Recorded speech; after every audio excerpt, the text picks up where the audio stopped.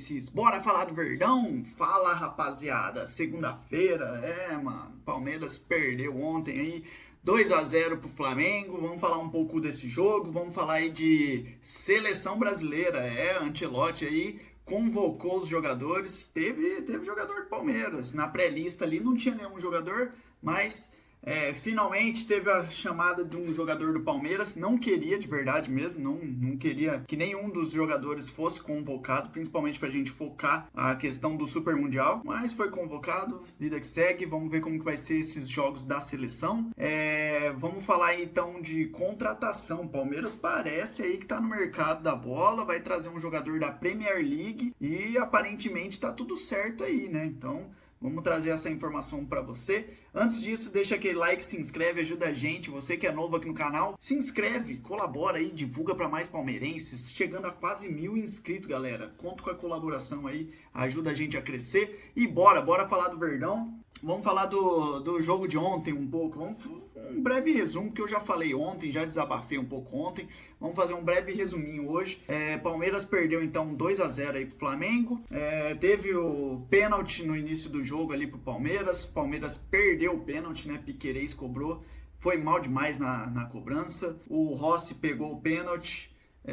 Palmeiras se desestabilizou total ali. E depois disso teve um outro pênalti que deram do Murilo no Arrascaeta. Sinceramente, os dois lances dos pênaltis, né? Tanto do Palmeiras, que foi o toque de mão no Varela, que ele pulou dentro da área e caiu fora da área. Não dava para saber exatamente se estava dentro da área ou não, porque não tinha um ângulo exato ali, né? Tipo, uma câmera mostrando exatamente a posição do jogador. Mas, mais ou menos, né, olhando um pouquinho forçado ali, dava para dizer que era pênalti realmente. Mas ok, era um lance bem interpretativo. Agora, o lance do Arrascaeta, eu vi muitas pessoas falando que foi pênalti nítido, nossa, que não sei o que. Só que eu tava assistindo hoje alguns jornais, né, e muitos comentaristas falando que aquilo ali é ridículo, que não foi pênalti, que contato de jogo tem em todo momento, senão você não joga futebol. E o Arrascaeta sentiu a mão do Murilo abraçando um pouco ele e se jogou. E no lance mesmo mostra o jogador se jogando, fazendo uma cena. Ele aproveitou e melhorou a sua simulação ali na queda e conseguiu convencer o árbitro a marcar pênalti. Uma coisa que eu vou pontuar aqui a respeito da arbitragem o juiz... ele estava convicto nas coisas que ele falou, beleza, que ele apontou dentro do campo, só que o VAR não conseguia identificar se era pênalti ou não, e muitas das vezes parecia que o VAR estava chamando o juiz assim, tipo, porra, se eu for me ferrar, você vai junto também, você que vai decidir junto aqui com a gente, vai todo mundo no mesmo buraco. Basicamente isso. Então achei bem merda. Achei bem merda essa arbitragem aí do jogo. Beleza, teve o pênalti ali do Arrascaeta, conseguiu converter o pênalti e logo após isso o Palmeiras foi muito mais pro ataque ali, tentando o gol de empate, e o Flamengo fez o segundo gol aí com o Ayrton Lucas num contra-ataque. 2-0 pro Flamengo, Palmeiras perdeu, somos líder ainda com 1 ponto de diferença. O Cruzeiro ganhou ontem do Fortaleza, então Palmeiras tem 22 pontos, Flamengo 21, Cruzeiro 20, e hoje joga aí o RB Bragantino, então contra o Juventude, se eu não me engano. E esse jogo aí, se o RB ganhar, vai para 20 pontos. Então a parte de cima da tabela do Brasileirão vai voltar aquele embolo total, complicadíssimo. O Palmeiras tem um jogo muito importante aí no domingo contra o Cruzeiro. O jogo vai ser 7h30 da noite aí, fora de casa, né, lá no Mineirão. E o Palmeiras precisa muito dessa vitória, porque se perder pro Cruzeiro, o Cruzeiro pode ser líder, dependendo do resultado do Flamengo, ou do resultado talvez também do RB, não sei, tudo vai variar porque tá um bolo louco ali em cima. E dependendo da situação, o Palmeiras pode cair de líder para 4º lugar aí no Brasileirão. Então vamos ver, é um jogo muito importante. Palmeiras ainda é líder, não tem nada perdido. É um jogo para se lamentar, obviamente, né? O Palmeiras fez um primeiro tempo até que razoável. No segundo tempo, o Palmeiras não jogou bola. Uma das coisas que eu senti falta um pouco nesse jogo aí é de um meia, né, de criação. Eu acho que o Maurício deveria ter entrado como titular no jogo, ou até talvez o Veiga também, que já tava para voltar ali.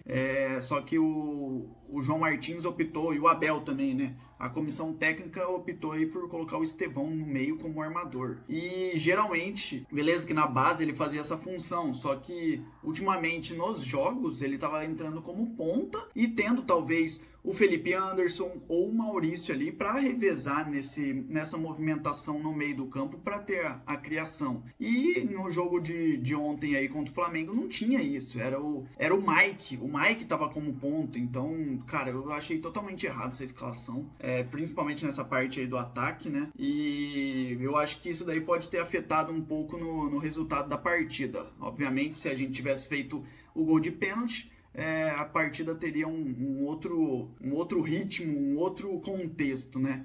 Mas como o Palmeiras não conseguiu, perdemos esse jogo sim, mas não perdemos a liderança. Somos líderes ainda, então vamos focar nos próximos jogos. O próximo jogo que tem agora do Verdão é contra o Sporting Cristal pela Libertadores e vai ter promoção. Ingressos aí de 40 a 120 reais, justamente para ter casa cheia, para ter a despedida do Estevão aí do Allianz Parque. Eu achei que ele não iria jogar esse jogo, mas então o Palmeiras tá fazendo toda essa movimentação aí para ele jogar essa partida, para ter a despedida dele e também para chamar a torcida para o estádio, justamente porque o Palmeiras já está classificado na Libertadores, já está 100%, melhor campanha da Liberta, então seria um jogo que não precisaria jogar, porque a gente com um jogo a menos conseguiu essa façanha, né, de ser líder geral e classificar.